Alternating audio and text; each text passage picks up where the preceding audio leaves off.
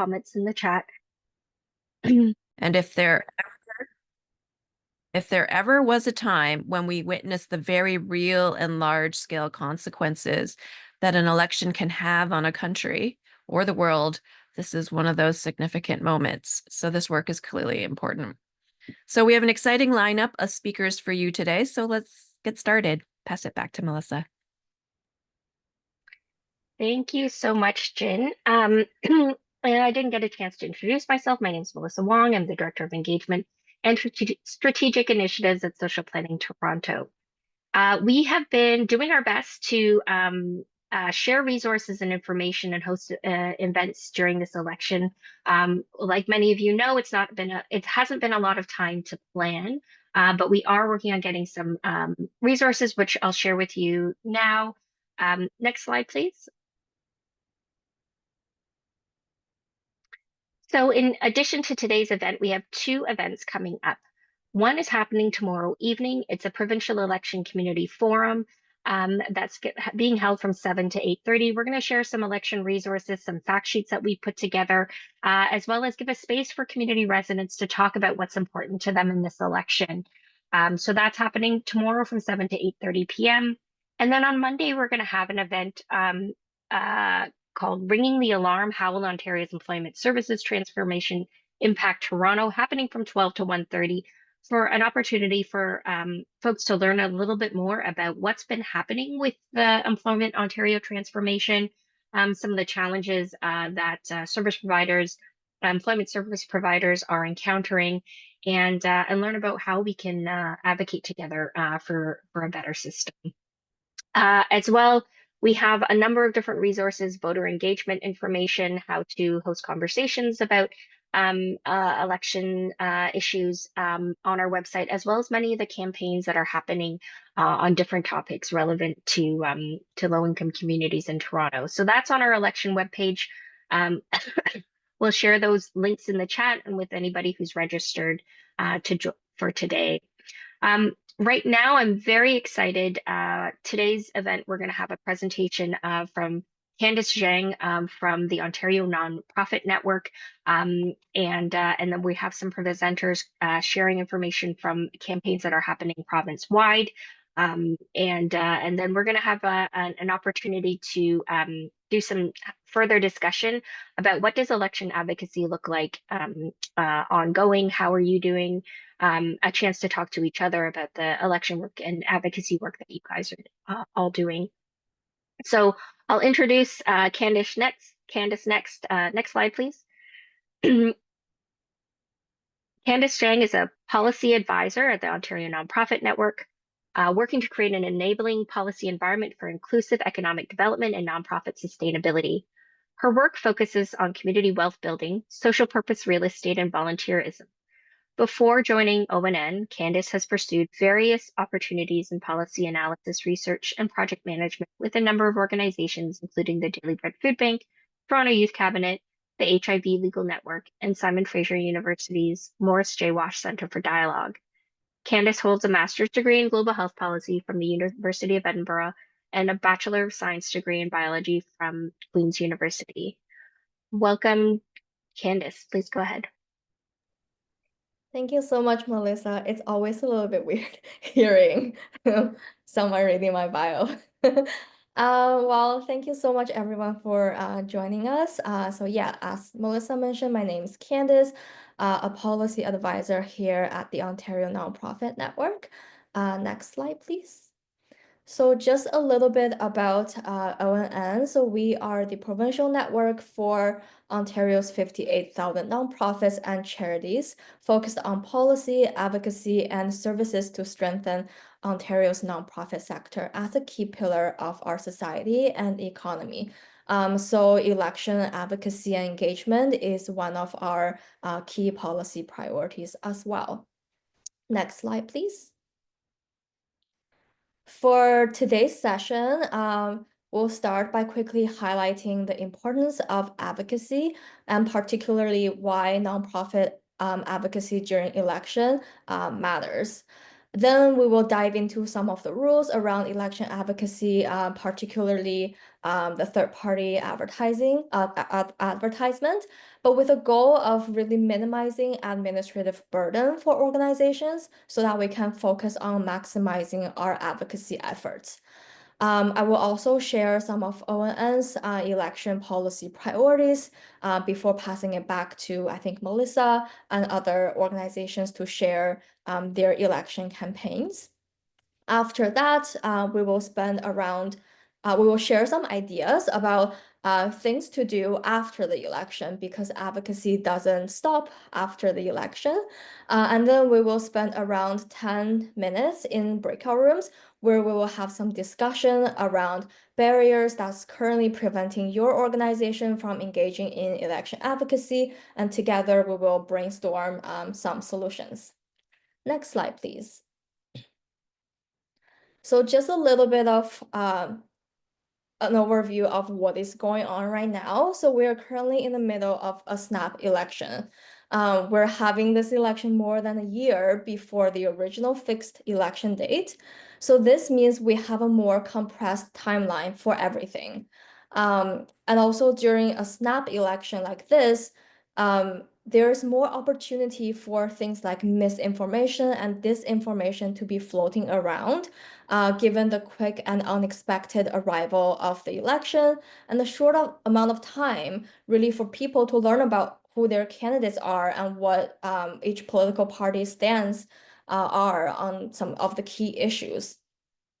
And this is also the first winter election in Ontario in a very, very long time. The last time we had a winter election in Ontario was more than 40 years ago. And the last time an election was held in February was back in 1883. And you might ask, why does this matter and why is this relevant? Well, actually, studies have shown that weather does impact voter turnout. So the last election we had in Ontario was in 2022. And even during that election, which happened in summer, when it was supposed to happen, we had the lowest voter turnout in the province's history. Approximately 43.5% of eligible voters cast a ballot during the election. And low voter turnout is a serious issue during elections. And lack of representation, especially from equity-deserving groups, means a diversity of voices often go unheard. Right now, there's also a lack of hope and lack of trust in our society, which further impacts our democracy as well as voter turnout. For example, according to the ISPOS Global Trustworthiness Index 2024, the least trusted professions were politicians and social media influencers. So really all of these factors just highlight that it is really important for nonprofits to engage in this snap election. Next slide, please. So overall, I think lots of folks probably already know this, that advocacy is really important. It doesn't matter if your organization is an advocacy organization or if you're more a social service organization more focused on delivering certain programs and services. Public policy impacts all of us, and advocacy changes public policy. So advocacy really helps all of us to meet our mission, either directly or indirectly, and it also empowers communities. Next slide, please. But what I really want to focus on is to talk about why advocacy is particularly important as well during elections. So first, elections have the potential to drastically change the political landscape, especially, for example, if a new political party is elected. It could impact a wide range of public policy provisions that could then impact nonprofits and charities, as well as the communities that we serve. Elections are also the one time where everybody pays the most attention to public policy issues. You know, people are reading the news, people are scrolling on social media platform, and having conversations at home about different issues. So this really offers a great opportunity for us to highlight the issues that we're working on. But also this leaves a great opportunity for misinformation and disinformation to spread as well. I know I've mentioned this a few times already, but in today's context, I think this piece particularly is really important. I learned a new term recently from one of our other webinars, specifically focused around misinformation and disinformation, and that is called a data void or a content void. So basically, what's happening is if all of the nonprofits and charities who are working with the communities who are like ears to the ground, if we all remain silent during the election, we are creating a data or content void. When people go on social media, there is a possibility that all they're seeing would be content that's filled with hatred and untruthful content. And when the amount of hateful and untruthful content significantly outnumbers content that's more truthful, it really creates an environment where people are a lot more susceptible to misinformation and disinformation. And lastly, I want to highlight that during elections, this is also a great opportunity for organizations to start building relationships with candidates. For example, if you are relatively new to doing government relations work, if you haven't really had a chance to meet with like your MPPs or cabinet ministers before, election is a really great time for you to get started. Because meeting with candidates, especially candidates in your riding, where your organization is located or where your organization offers services and programs, is a good place to start, as your organization as well as the communities that you serve are considered constituents and potential voters. So there is more incentive for candidates to agree to meet with you. Even though I also want to acknowledge that since it's a snap election with a compressed timeline, everybody is trying to do a lot of things all together. So there is also a possibility that you reach out to your candidates and they simply cannot find a time to meet with you, and that is okay as well. It's always good practice. It's always a good opportunity to practice like reaching out to candidates and asking for meetings, etc. Next slide, please. So here is a graph of what we call an advocacy spectrum. I won't go over all of the details. Really, the point of this map is to showcase that there are so many different ways for you to advocate. It doesn't have to be a complex campaign. It doesn't have to be something that requires lots of energy, resources, and efforts. There are some ways for you to engage that require less effort as well. Next slide, please. So there are some dimensions you can consider when you're doing your advocacy work in general. So I won't go over all of the points, just being conscious of our time, but they're on the slide for you to see. Next slide, please. So now let's dive into some of the rules. So during election season, we always get lots of questions, lots of organizations reach out to us, ask about rules around election advocacy. So we have produced some resources and webinars specifically around third-party election advertising. But what I really want to highlight or what I really want to emphasize is that the purpose of us talking about the Election Finances Act or the third-party election advertisement rule is really to help nonprofits minimize administrative burden so that we can focus our energy more on our advocacy efforts.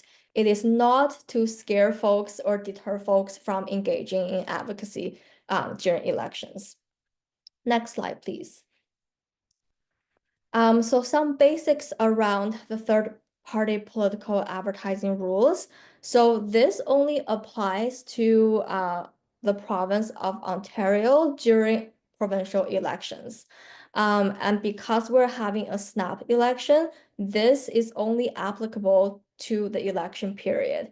And this is not something that only impacts nonprofits or charities. This applies to everybody, all kinds of organizations, all kinds of companies. And the purpose of the third-party election advertisement rule is to create transparency and a level playing field. It is not to prohibit advocacy. Next slide, please. So the basic rule states that if you spend more than $500 on political advertising during the election period, you need to register or report your expenses and follow the rules about what kinds of support you can collect from who. And for elections that happen before the end of a government's full term, aka a snap election, there is no spending limit on third-party advertisement until the writ is dropped. So long story short, that means the rules around third-party election advertising only applies to the period between January 29th and February 27th for this year's election. Next slide, please. So here we've produced a graph to showcase the different spending threshold and your compliance obligations. So for example, once you've spent more than $500 on political advertising, the action you need to take is to register with Election Ontario. If you've spent more than $5,000, for example, then you need to hire an external auditor to keep track of all of the expenses you've spent on political advertisement, and you have to do some filings as well. Next slide, please.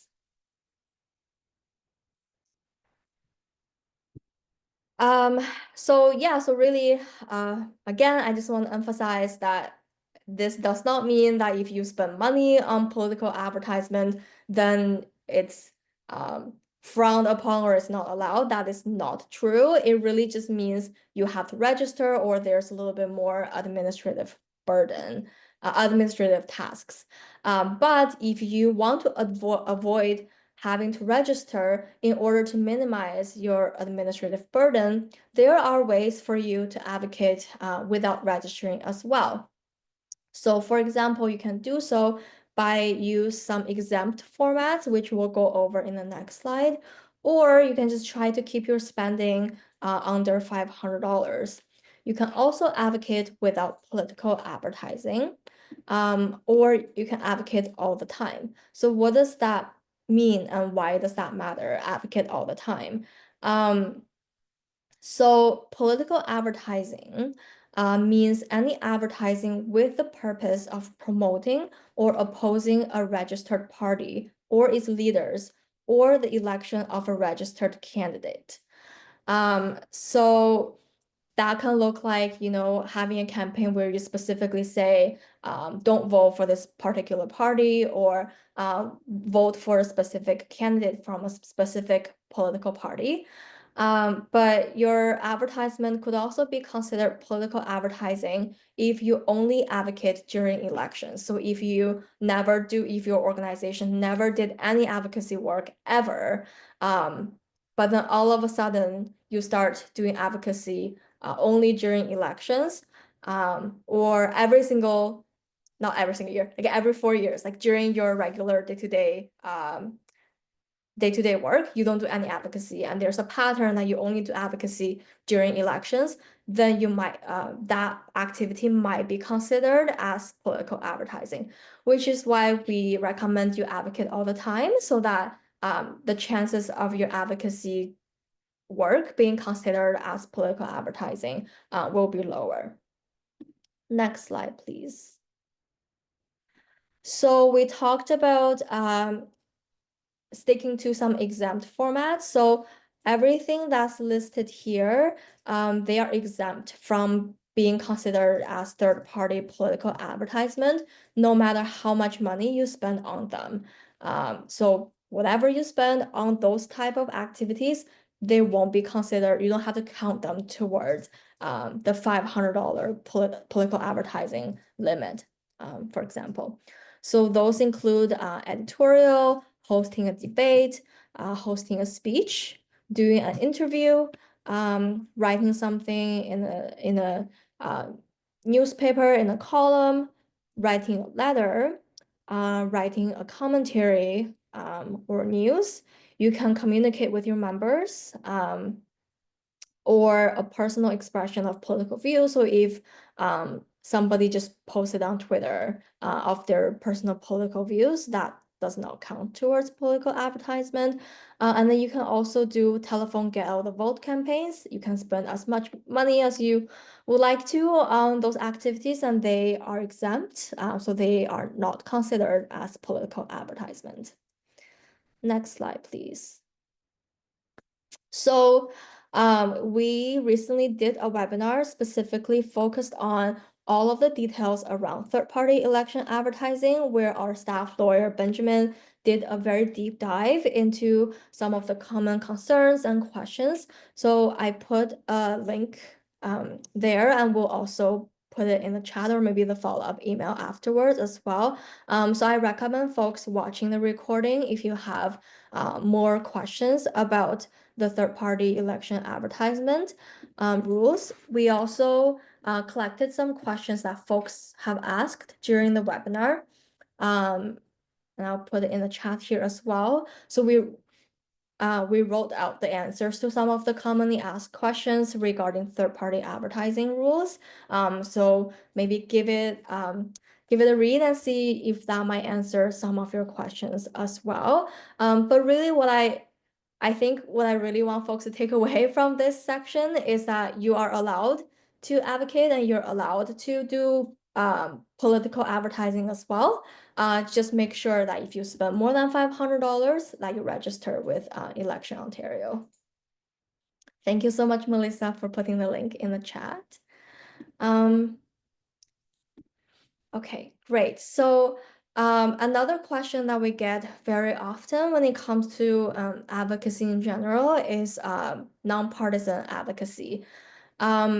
So I actually did not know this before, but I learned this after I joined ONN, that from a specific strict legal point of view, there is actually no legal requirement for nonprofit to be nonpartisan. So if you are not a registered charity, you're only a nonprofit, you are actually allowed to do partisan advocacy work.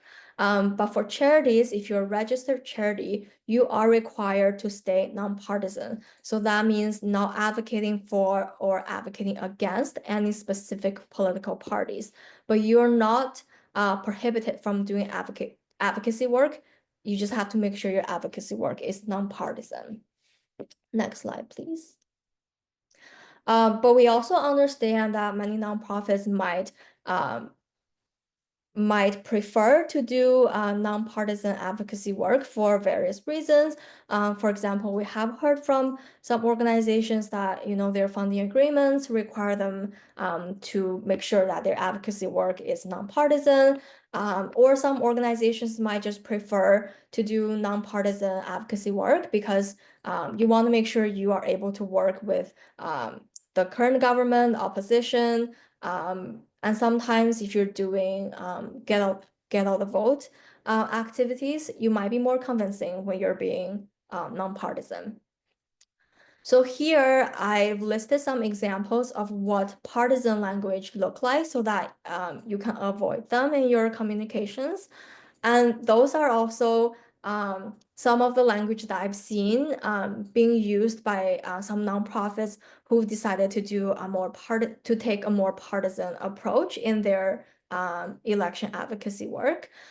So for example, it would be considered partisan if in your advocacy work here or in your communication materials, you specifically say, we as an organization are mobilizing our communities to help elect this specific candidates who will advance our mission. That is considered partisan. Or if you say on your social media that we endorse this specific political party or this specific candidate in the election, that is also considered partisan. If you launch a campaign that says, here are the 7 reasons to vote this specific a person out, that is also considered partisan. Or if you write an article that says why this specific party or this specific person won't get my vote, that is also considered partisan. So if you want to avoid sounding partisan, avoid these kind of languages. Next slide, please. Again, we want to highlight that nonpartisanship does not mean non-participation. There are so many nonpartisan ways for your organization to engage in election advocacy. And here are just some examples and ideas. You can invite candidates from all political parties to an event that you're hosting or to a meeting. It is okay if not all of the candidates agree to come to your event, as long as you've extended your invitation to candidates from all political parties, then it's not considered partisan. You can organize a debate or a town hall to hear from your residents as well as candidates, and the same concept applies. You just make sure you invite candidates from all political parties, but it's okay if only 2 candidates agree to come. That is okay. That's not considered partisan. You can have meetings with local candidates. So ONN, for example, we have a candidate engagement strategy. We're currently meeting with different candidates from different political parties in certain ridings. We made sure we emailed candidates from all political parties in a certain riding, but we don't hear back from everybody. So for now, we've mostly met with some NDP candidates, some Green Party candidates, and Liberal candidates. Unfortunately, we haven't been successful getting any meetings with like a PC candidate, but because we've reached out to all of them, the activity will be considered as nonpartisan. You can also just reach out to your members and other folks to share stories through media or social media, or you can do a public awareness campaign to educate the public about your issues and the communities you're serving. And of course, you can always encourage nonpartisan voter engagement, especially voters who face barriers to get involved. Next slide, please. So really the key takeaway is that nonprofits and charities are allowed to and should advocate during elections. Next slide. I know we're running a few minutes behind, so we might not have time to do like live Q&A, but I would encourage folks, if you have any questions about this section of the presentation, please put it in the chat, and I will try to answer them right now, either right now in the chat, or I will take them with me to our staff lawyer, and then he can write up answers to all of your questions, and then we will share them via email as well. So yeah, please share your questions in the chat. Next slide, please. So in the next few slides, I just included some examples of really good election advocacy campaigns that showcased some of the examples that I've talked about earlier. So we can just skip through these slides. Folks can look at those examples offline. Next slide. Next slide. So there are many different types of activities, ranging from like voter information education to like educating the public about the issues that you're advocating for. Next slide, please. And next slide. We can skip through these slides as well for now and just go to the ONN priority. Next slide. Yeah, perfect. Thank you so much. Just really quickly, I want to share some of ONN's election priorities. So for this election, we're calling on all political parties to create a home in government for the nonprofit sector to effectively work with Ontario's nonprofits and charities. Our second ask is for all political parties to kickstart an Ontario Nonprofit Housing Acquisition Fund to help us protect affordable rental housing stock. Our last election policy ask is to prioritize nonprofit and public systems to deliver care in Ontario and to build safeguards to protect Ontario's vital care infrastructure from commercialization. We As always, we encourage folks to amplify our priorities if any of those asks resonate with you and your organization. So sorry, I ran a little bit over time, but now I'm going to pass it back to Melissa to introduce other speakers to share their campaign as well. Thank you so much. Thank you so much, Candice. That was really, really so valuable to be able to understand some of the intricacies of advocating during the provincial election, because it is very different with the third party rules, and definitely we appreciate the encouragement to continue advocacy during throughout the election. So I'm really excited. We have a few partners here who are going to share some of the campaigns that they're working on provincially. First up, I'm going to invite Ron Anisich. Ron is from a member of the Raise the Rates Coalition, and Ron is going to tell us about what they are working on. Go ahead, Ron. Thank you, Melissa. I will try to keep it brief, being conscious of being a little behind where we ought to be. First of all, I'd like to tell you a little bit about our coalition. We are essentially a coalition that combines grassroots groups like the ODSP Action Coalition, which, full disclosure, Andrea and I are both members of, organized labor, food banks, legal clinics, and anti-poverty activists. We've had a campaign that's been a single demand campaign, and that is, our demand is to at least double Ontario Works and ODSP, both of the social assistance programs that are available here in Ontario. We started in earnest organizing last January of 24, with our current steering committee. It took us a while, but we eventually had a campaign launch this past August. And in October, we had a serious discussion about what we should do regarding the election, of all things. We thought we would have more success if we had a little more time to build the campaign. Originally, our plan was to escalate in the spring, but the more we thought about it, and it turns out we did make the right decision to go ahead in the fall, because we believed that there would be an election in the spring, which it's very easy for organizations like us to get drowned out during election periods. And the evidence is, look around. So we did do relatively successful events in Hamilton, Sudbury, Ottawa. We had a press conference at Queen's Park that was facilitated by Lise Bourgeois, who's the NDP disability critic. And we had a rally outside of Queen's Park where we invited all the parties to speak, and all three of the opposition parties came out to support our ask, at least at that time, and at least in words. So our election our advocacy has been focused on this election from the time we started organizing.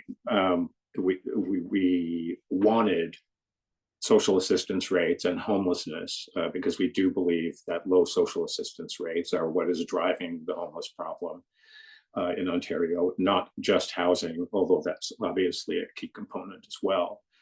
Our reality is that Ontario Works recipients make $733 a month, and in a perfect world where millions of new housing units are built, we're a little bit skeptical about the ability of somebody who makes $733 a month to actually be able to afford to live in these places. Another concern is that the state of social housing, the way it is right now, because it's the responsibility of municipalities, it's incredibly difficult to maintain the existing social housing we have. And in a large part, that's because social assistance recipients are paying extremely low rents.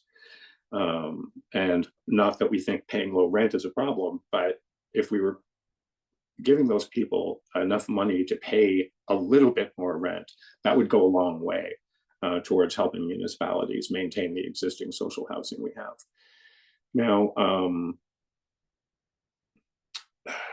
media-wise, we've been a little bit quieter than usual during this campaign. I guess that's the nature of election campaigns, is that everybody needs to get out and speak.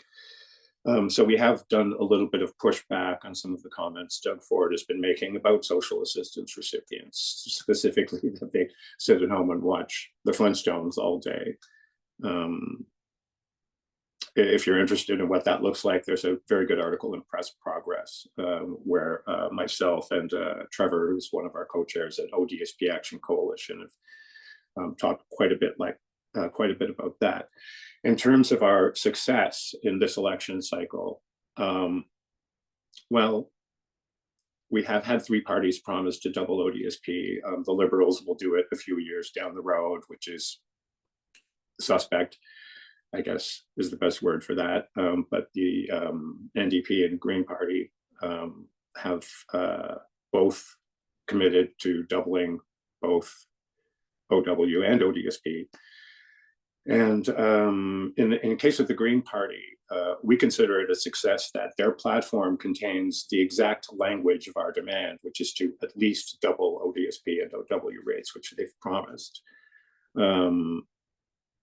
Our current organizing during this campaign, unfortunately, it's more focused on what to do after the campaign. It's not that we've given up, but we also see what the polling says, and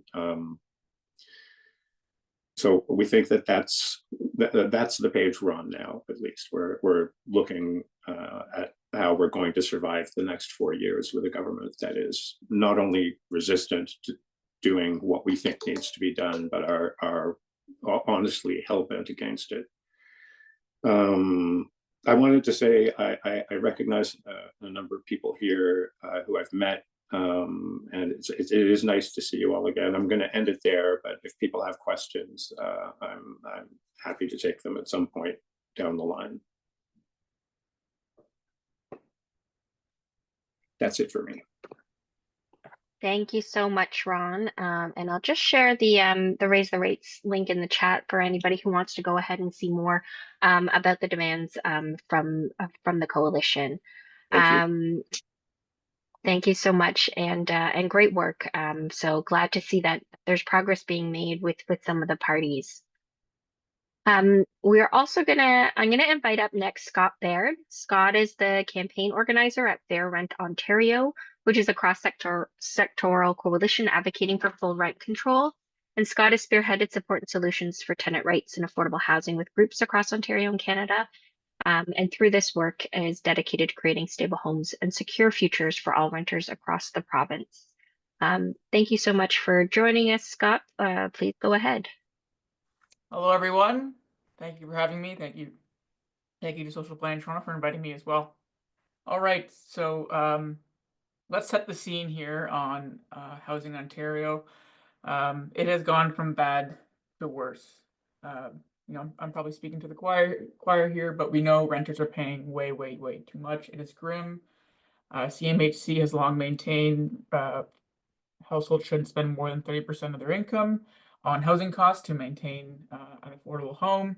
Troublingly, over 1 in 5 renters are paying over half their income to rent, which pushes folks closer and closer to homelessness. To drive the point home even further, it is very expensive to live in Toronto, but it's very expensive to live all over Ontario. It's not a whole lot of difference no matter where you go, and there's nowhere for Ontarians to find some affordable respite. When renters are not worried about becoming homeless due to their housing situation, they're typically living with a threat of insecurity through a matrix of problems, including rent evictions, landlord's own use evictions, demo evictions, extreme rent increases, above guideline rent increases, and LTB delays. But what is the cause of all these problems? Well, there are many causes, and many of the folks on the call today will have different issues that all relate to this. But the stance of Fair Rent Ontario is that there are 3 major wounds in the body of Ontario in terms of our housing health that need to be taken care of. And until those three wounds are taken care of, no solution that we offer that is different than these solutions will actually be effective in the long term. These are bullet holes that we need to heal. So these three problems are: first, vacancy decontrol, which is a policy that allows landlords to charge whatever amount they want in monthly rent in between tenancies. You can see the graphic here to give you a little visual explainer. This provides a clear incentive for landlords, both corporate and mom and pops, to push out long-term tenants, for like those that are 5 years or more, through any means necessary, including breaking the law, through bad faith evictions, through such as rent evictions, demo evictions, or fraudulent landlords' owned use evictions. The next loophole is the 2018 rent control exemption to new builds. So this exemption is akin to adding fuel to a raging fire because it pushes the whole private rental market towards higher average asking rents and contributes to low vacancy rates. Renters are unable to leave their current units because of most of the available supply is post-2018 and therefore unprotected by rent control. If you're stuck renting in a post-2018 unit, it is not unusual for you to receive rent hikes 20%, even 30%. On average, renters in post-2018 buildings are paying about 30% more, 3% or more in rent than their rent-controlled counterparts. These renters are at risk of getting locked into tenancies they cannot afford or financially sustain. And finally, the last loophole that we need to eliminate to help create a more fair, to create fair rent Ontario is to eliminate above guideline increases. These are what landlords submit to the Landlord and Tenant Board to make their case on why they need to raise rents on rent-controlled units beyond the limit set by the province, usually 2.5%. This is a direct loophole around rent control. It's what landlords can do to get more money than they're allowed on their rent-controlled units for the reasons of doing capital repairs. But it begs the question, what are renters even paying for if not to cover the costs of renovations and repairs? Why aren't landlords expected to account for the capital repairs and renovation costs from the profits they already make in rent? Why do they need extra? AGIs are completely unfair and unnecessary.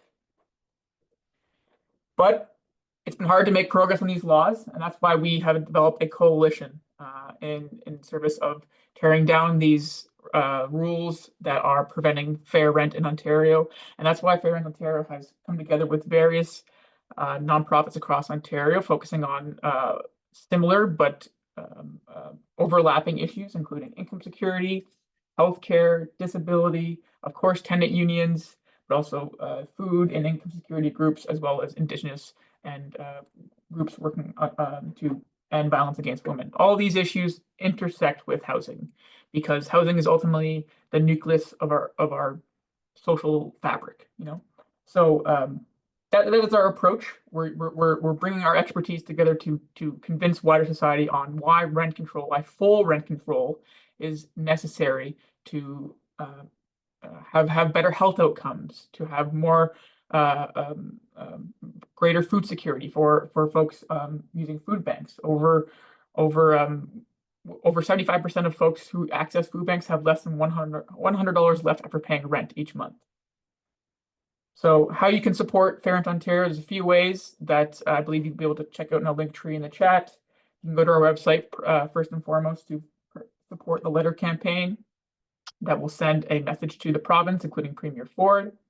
You can also become a public endorser of rent control. Some of the social planning groups, I believe Social Planning Hamilton has already become one.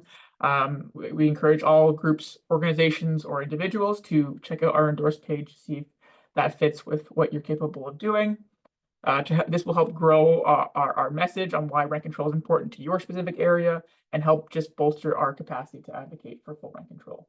Also, you can stay engaged on various social media and newsletters and use our resource page. I'll just finish by plugging in our most recent resource, which are key messages you can share with political candidates for this upcoming election around the rent control loopholes.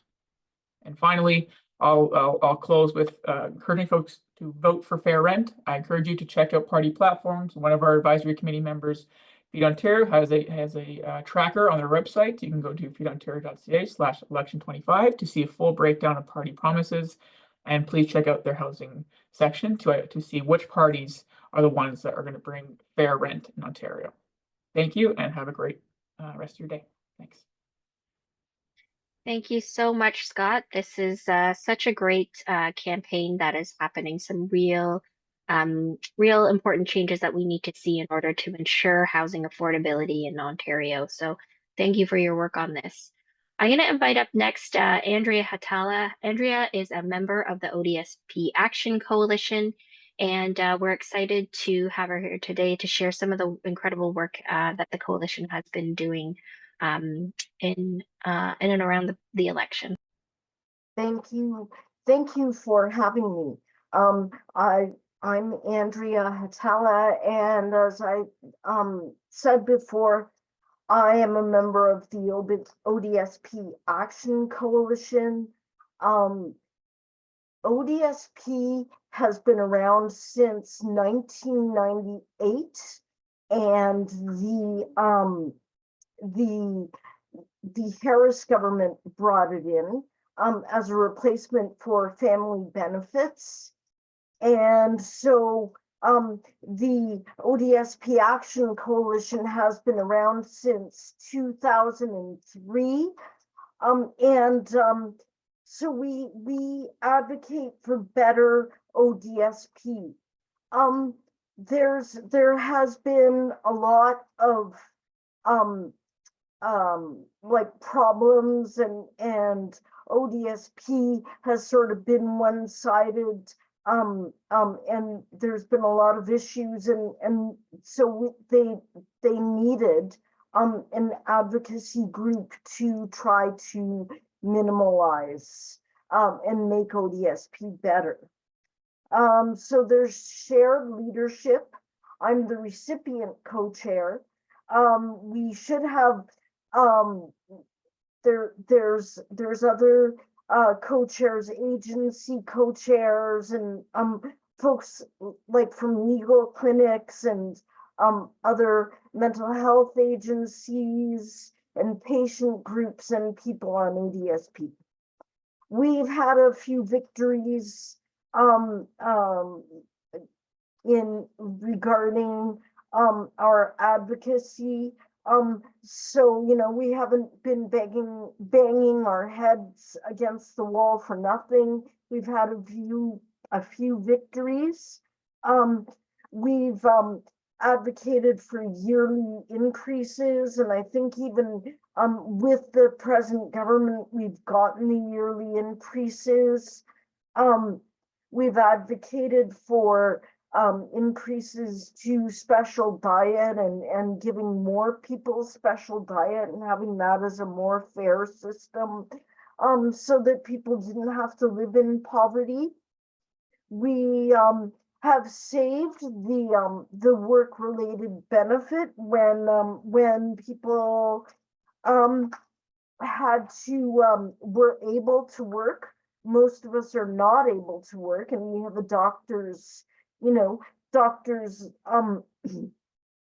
letter that says that we're not able to work.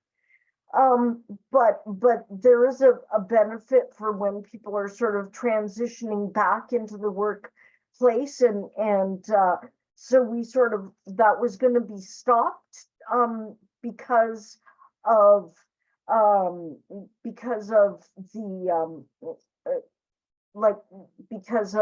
the cuts of previous government, and we were able to stop that. Another thing that was going to happen was they were going to merge OW and ODSP, and we stopped that. We advocate for zero clawbacks for federal programs. Some of them are clawed back 100%, and some of them are clawed back less. Like programs like CCPD and the CDB that's coming in, the Canada Disability Government. The other federal benefits, okay. We, so those are some of the victories that we've had. As I said, we haven't been just banging our head against the wall. And our demands, we put forth pre-budget submissions every year and send them into the provincial government to try and get demands, our demands realized, and some of them are immediately doubling ODSP, having a flat rate structure. The structure is divided into two parts, basic needs and shelter related costs. And so we want it all to be one rate, so that people can't nick us on the amount of money that we get for certain amounts of money. Like for if we have certain situations that we're living in. Like if you only pay half of your rent, your amount of shelter decreases. We want to double special diet because special diet hasn't been doubled for the past decade, and people are only getting $250 or 100 and or less, when the special diet is less when food costs are going up all the time. We want to have the benefit unit. As I said before, we want the shelter cost to remain the same, even if the benefit unit is like, even if whether people are single or married or living with a roommate or sharing costs in any way. We want to double earning exemption rates when people are trying to transition back to work, if they have an episodic disability or a disability that isn't going to last them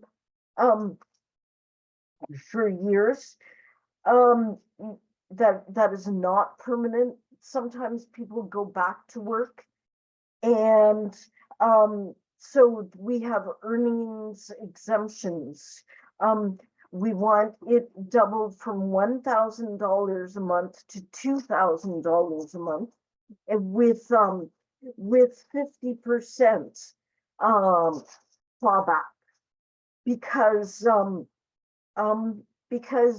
it decreases one's incentive to work if they can only make $1,000 a month, and 75,000 or 75% of their income is clawed back. And we want to increase earnings exemptions to non-disabled partners and spouses.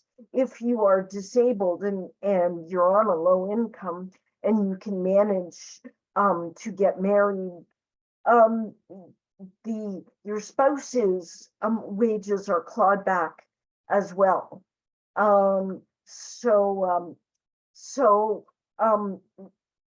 We want to increase the amount of money that is we want to increase the amount of money that the spouse is allowed to make, and double that as well. So, and during elections, there is an increase in rhetoric against folks on social assistance, Ford in particular, but there's been Liberal candidates as well, and other candidates that like to pick on people on social assistance and say that they, you know, are living the high life while they're only making $1,400 or $733 a month, and that they have an easier life than everybody else.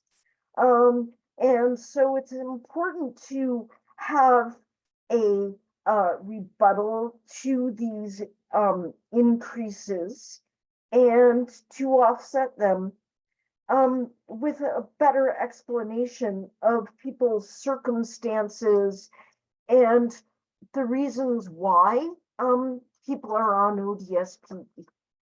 And as I said before, people are on ODSP because they are deemed by doctors that they can't work.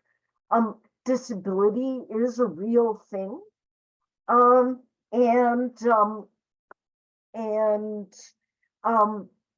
People's circumstances cause them to lose their jobs and don't allow them to work. So those are the campaigns that we are trying to put forth, and the ideas that we're trying to put forth during election campaigns. And yeah, thank you very much for listening to my presentation. Thank you so much, Andrea. Thank you so much. These are such important changes that are needed to ensure folks can live in dignity. Really appreciate it. Next, I want to call up Carolyn Ferns. Carolyn is the Public Policy and Government Relations Coordinator at the Ontario Coalition for Better Childcare, another very, very important provincial issue that I think it's important to hear about. So thank you so much for joining us, Carolyn. Go ahead. Thanks so much, Melissa, and thank you to all the other panelists for informing us about the really important campaigns that you have going on to make positive change here in Ontario. So as Melissa said, I'm Carolyn Ferns from the Ontario Coalition for Better Childcare. For those who aren't familiar with our organization, we're a nonpartisan coalition that has been around since the 1980s, working for universal childcare here in Ontario that has affordable fees for families, decent work and pay for early childhood educators, and enough spaces for all. During the years of the Ford government, we've worked to move the Ontario government from a position where they were cutting childcare funding and spaces to a place where they have now signed on to the federal government's 10-a-day childcare plan. And in this election, we're trying to ensure that every party is committed to continuing support for the 10-a-day childcare plan and its expansion and strengthening of that plan. We went into 2025 knowing that this was going to be a 2-election year. So in 2024, we started ramping up our advocacy and thinking about our grassroots organizing. And doing that back in November, we formed our coalition formed a new network specifically for parents called Parents for Childcare, and we launched that last November. I'm sharing the link in the chat because it's a place for parents and families to join to make their voices heard on childcare issues, because we know it's important in this election. It's going to be really important in the federal election as well. And the politicians respond most to families that raise this issue as opposed to childcare operators or early childhood educators or advocates, right? It's families that really move them. So we're bringing together a network of families speaking out on the need for continued support for the 10-a-day childcare plan, that we need more spaces, that we need more educators, and we need to keep them in the sector. And the way we do that is with decent work. And I'm going to be really quick because I know we are behind time. I just want to share one more link, and I'll just walk people through it. These are election resources that we put together for our members. Remember, we are a childcare coalition, So we've done things like, sorry, I think I have are folks seeing a Vote Childcare 2025 page? Yes, we are. Yes. Okay, great. Perfect. So we put together things like a coloring page for our childcare center members to share with families, having just to let them know about the election date. Our two goals in this election are just to inform our members that the election is happening, given the short election period, to make sure they know about the election date and that they get out to vote, so that if families in childcare centers across the province know about the election and vote in the election, that's the most important thing for us. So having a coloring page going home in their children's backpack that lets them know the election date, that's how we do mobilizing in the childcare community.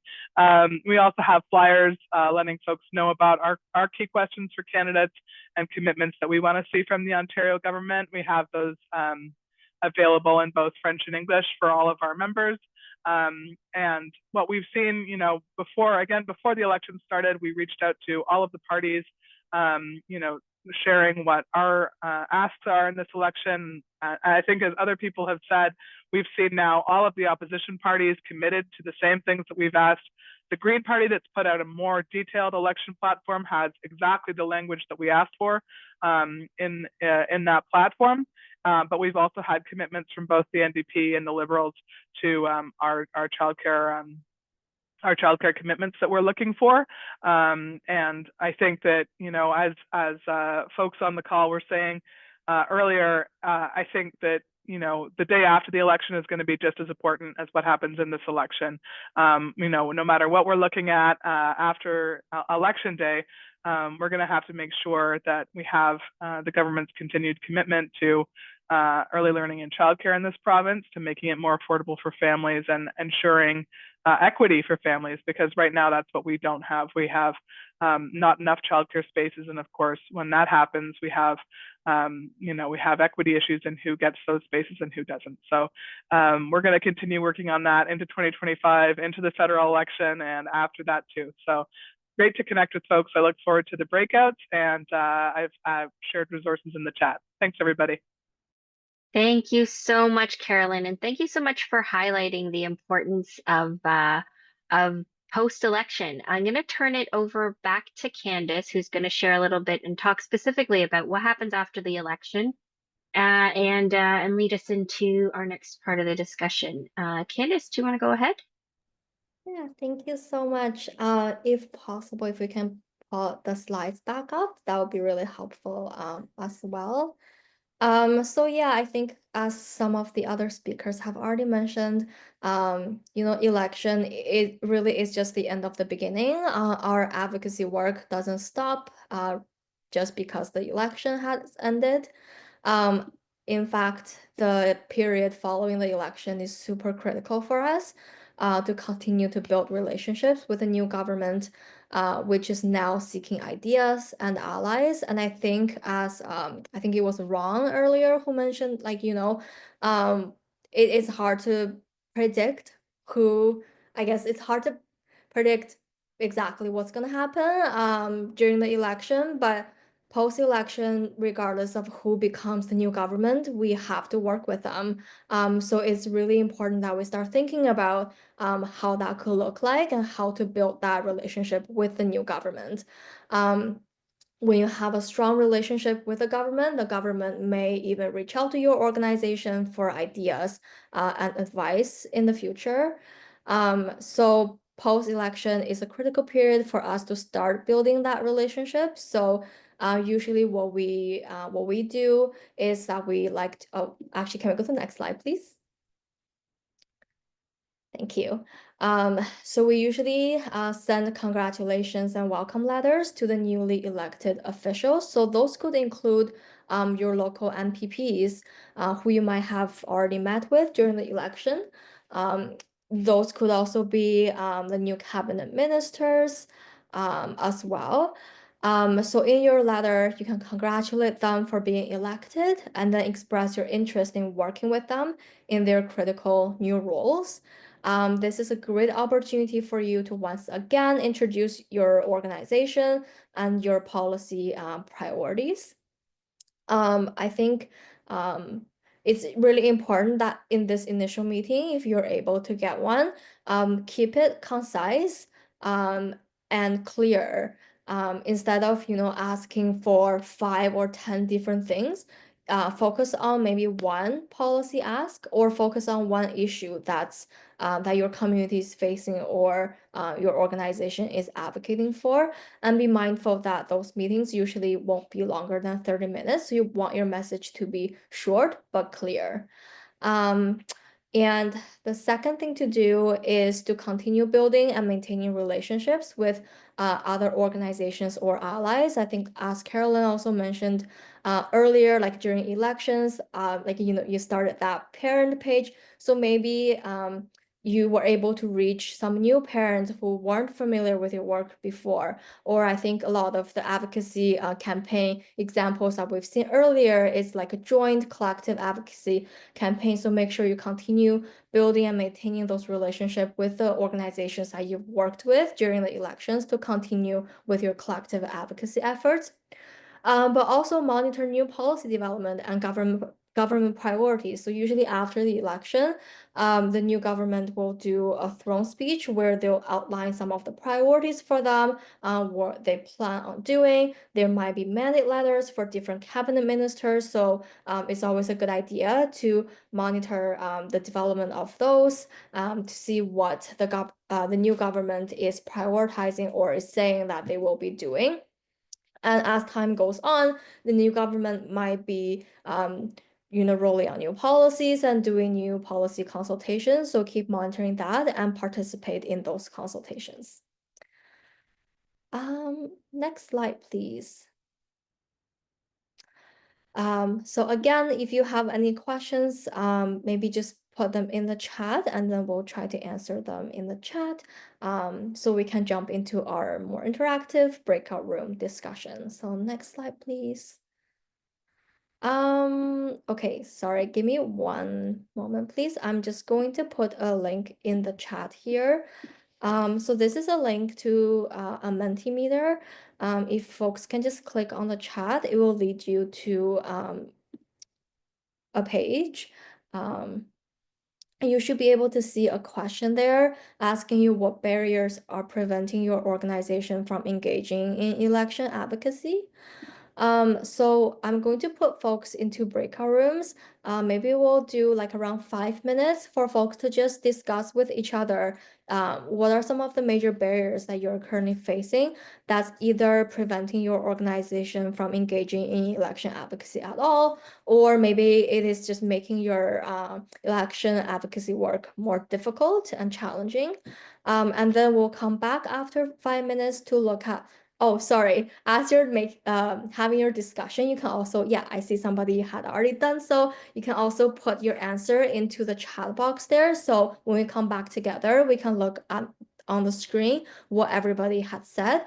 And then we'll also give folks maybe another 2-3 minutes to, on the next slide, we have another question where folks can brainstorm some solutions together.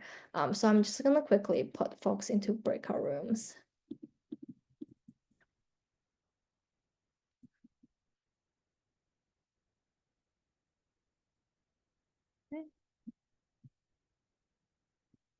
Great, so we'll see everyone in around 5 minutes.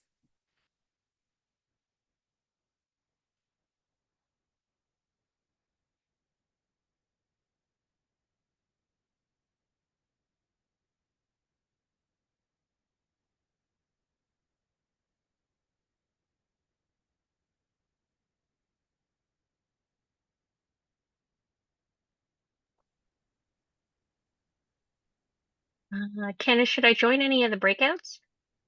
Yeah, feel free to join any of the breakout room, is fine. I might go to one of the breakout rooms as well. Okay. Okay.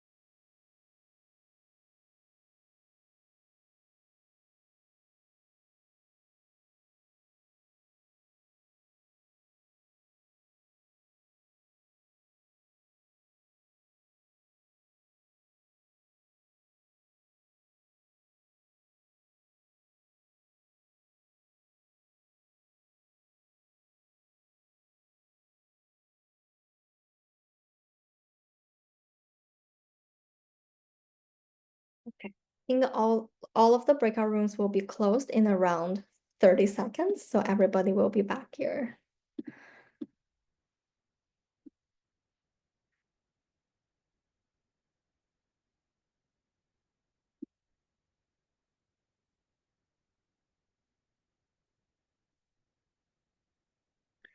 Candace, do you want me to go back to sharing screen for when people get back?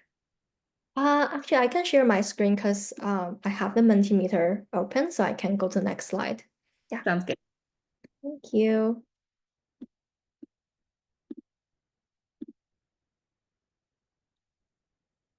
Welcome back, everyone.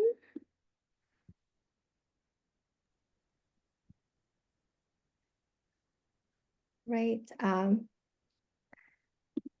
I hope folks were able to have a little bit of time to share with each other some of the main challenges. I'm going to try and share my screen so we can see what folks have said. And you can always just add onto the board through the link anytime you'd like to. So some of the key barriers folks have identified, including staffing, lack of time and weather, for sure, of course. Too many other priorities, not enough capacity, quickly shifting priorities. So for example, moving from city budget to provincial elections, 100%, there's so much going on right now at the same time. And, like we understand like organizations have different priorities that they have to kind of juggle. Multiple intersecting issues and crises, challenge of communicating with this with the community. I don't mean to put anybody on the spot, but if you feel comfortable doing so, I would like to learn a bit more about like funding and the and the challenge of communicating this with the community. If anybody would like to elaborate a little bit more on those challenges, feel free to like maybe unmute yourself. Yes, Stephen, please go ahead. Yeah, I was the person who wrote multiple intersecting issues, and yeah, like something that we've been finding in a lot of our work in the Halton region is some of the intersections with, say, like affordability and access to housing, with issues like racialized discrimination, racism, um, uh, other types of social conflict, but also food insecurity.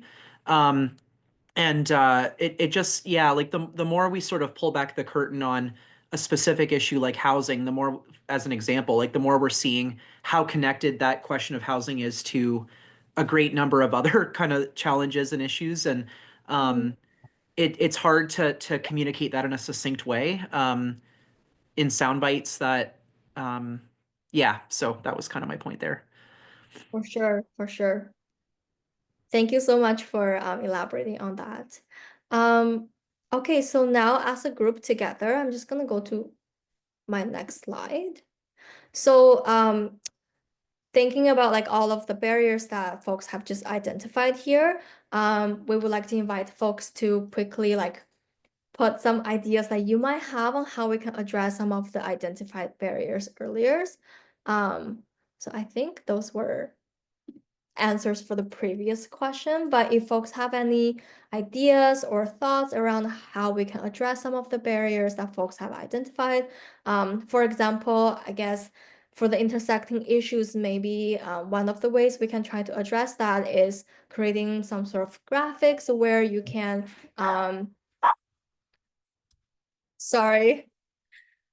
where you can lay out like in a graphic way, like how those issues are connected with each other, or maybe you can write like a briefing note to try to like explain all the different issues and how they intersect with each other. So with the same link, folks should be able to input some of the solutions that you can think of. So we have somebody who said, continue to build a collective voice among nonprofits, charities, community-based organizations. Absolutely. I think surprisingly today's session, nobody identified like fear as one of the barriers, but that is actually one of the concerns we tend to hear about a lot from organizations who are like a bit worried about doing advocacy, especially around election time, because they're worried about like their funding or just not sure how to do so, if they'll face any repercussions. So one of the ways that you can do so is actually to reach out to your provincial associations or other allies who can perhaps advocate together or raise some of the issues on behalf of your organization. Some other solutions here, collaboration and coalitions, for sure, building public awareness and graphic or briefing note outlining how intersecting issues are connected, absolutely. So yeah, those are all really great ideas, but unfortunately, we only have 3 minutes left, so I'm gonna quickly move us through. But this is open, so folks can still add more ideas to the board. Lastly, I just really want to invite folks to think about what we'll do this week to strengthen your organization's election advocacy. I know for snap election, we have such a short period of time, and we really only have around a week left before election day. So yeah, just invite folks to really think about if there's anything that you can do for the remaining week, any activities that you can do to continue advocating during election, or just to strengthen your advocacy effort in general. So yeah, feel free to put some ideas onto the board. And I guess we'll give folks time to think about the activity. So we have hosting or attending events like these to help spread awareness. Absolutely. I think lots of folks are sharing any like debates or events like this on social media. So attending one of those events with the time remaining is a great way to engage, and it doesn't require a lot of efforts either. So posting on our agency's blog page, create a podcast episode, that's a great idea. So engage with existing campaigns more. Absolutely. I think some of the folks earlier just shared links to their campaign where you can add your name or endorse their campaign. So that's another really great way to engage with a short period of time, and it's also relatively lower effort as well, ensuring members will get out to vote. Those are all really great ideas. Thank you so much for sharing with us, and strongly encourage folks to keep adding your ideas onto the board, and we can share with everybody after the event as well. So I'm just gonna quickly pass it back to Melissa. I'm so sorry. I feel like I took up so much time, but Melissa will do like a conclusion to the event. And yeah, Melissa, back to you. I'm gonna stop sharing.